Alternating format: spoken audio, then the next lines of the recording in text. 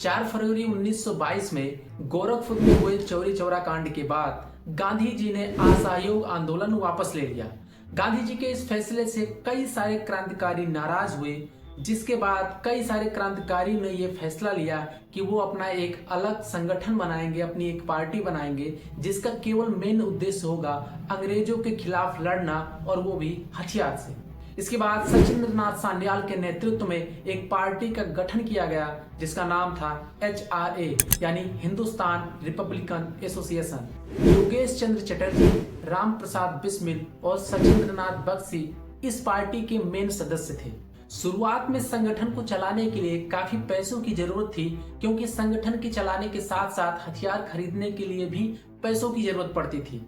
क्रांतिकारियों के द्वारा यह निर्णय लिया गया कि वो सरकारी खजाने को लूटेंगे। अब यहाँ सरकारी खजानों का मतलब उस समय अंग्रेजी हुकूमत में जो टैक्स, भारत के लोग जो टैक्स देते थे, उसको सरकारी खजाना यानी अंग्रेजी हुकूमत के पास जाता था। तो क्रांतिकारियों का यह उद्देश्य था कि जो सरकारी खजाना यानी जो आम आदमी का पैसा अंग्रेजों के पास जाता है, उसको वो लूटने का काम करेंगे, और उसी पैसे से HRA यानी हिंदुस्तान रिपब्लिक एसोसिएशन, जो कि एक पार्टी का गठन किए थे, उसको चलाएंगे संचालित रूप से, और हथियार भी खरीदेंगे।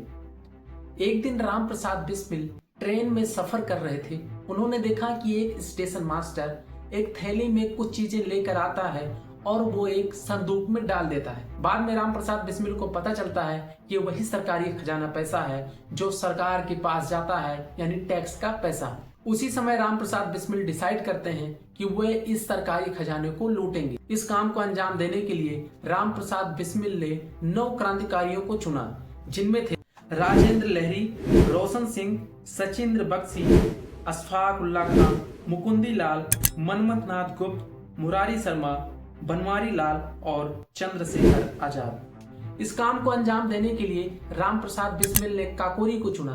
दरअसल काकोरी एक गांव का नाम है जो शाहजहांपुर रेलवे रूट पर एक छोटा सा गांव था। सबने पहले से ही तय कर लिया था कि वे शाहजहांपुर स्टेशन से बैठेंगे और काकोरी पहुंचने से पहले तय किए गए स्थान पर ट्रेन की चेन खींच दी जाएगी और सभी लोग उतरकर उस डिब्बे की तरफ भागेंगे जहां पर रुपयों से भरा संदूक था, और उसको लूट लिया जाएगा। राम प्रसाद बिस्मिल अपनी आत्मकथा में लिखते हैं, हमने ये तय किया था कि हम किसी को शारीरिक नुकसान नहीं पहुंचाएंगे, खासकर आम लोगों को।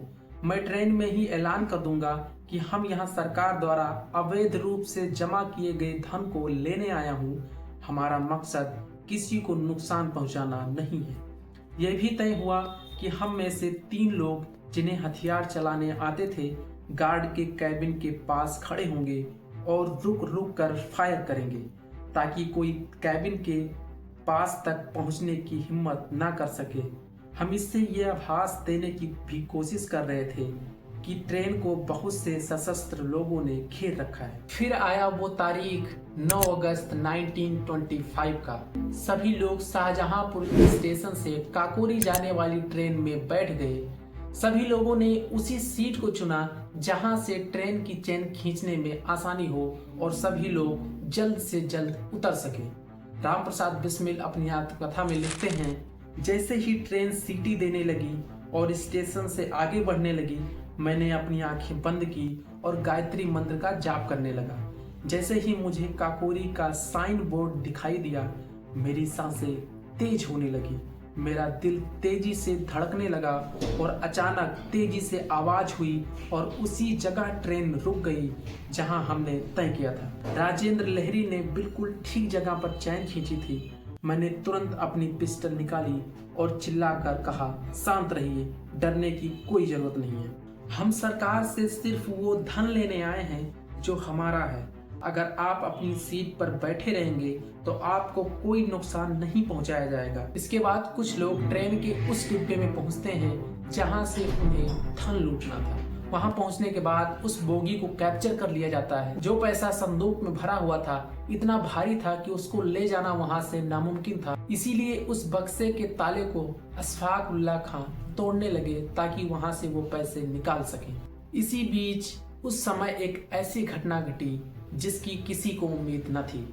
दरअसल जिस डिब्बे में ये सारी घटना हो रही थी, उसके ठीक 2 डिब्बे पहले अहमद अली नाम का एक यात्री अपनी बोगी से नीचे उतरता है और महिला बोगी की तरफ जाने लगता है। दरअसल उसकी पत्नी महिला डिब्बे में बैठी रहती है। जब ट्रेन रुकी थी उस समय अहमद अली अपनी पत्नी से मिलने जा रहा था कि उसका हाल चाल ले सके। उसको इस बात का बिल्कुल अंदाजा नहीं था कि ट्रेन में क्या चल रहा है। राम प्रसाद बिस्मिल लिखते हैं, मनमथनाथ गुप्त बहुत उत्साहित थे, लेकिन उन्हें हथियार चलाने का ज्यादा अनुभव नहीं था। जैसे ही उन्होंने उस शख्स को कैबिन की तरफ आते देखा, उन्होंने उसको निशाने पर ले लिया। मैंने उनसे कहने ही वाला था कि हमारी तरफ आते शख्स से हमें कोई खतरा नहीं है।